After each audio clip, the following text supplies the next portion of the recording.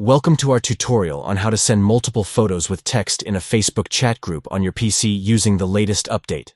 Let's dive into the steps. Step 1. Start by opening facebook.com in your web browser. Step 2. Click on the messenger icon located at the top right corner of the screen. Step 3.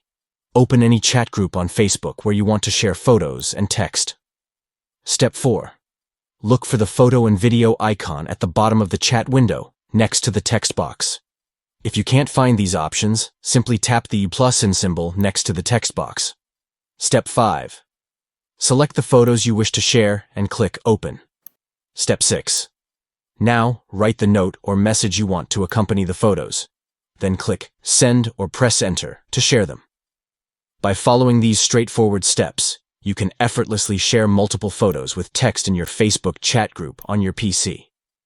Enhance your group conversations with visual content and personalized messages. If you found this tutorial helpful, don't forget to like, share, and subscribe for more tech tips and tricks. Thank you for watching.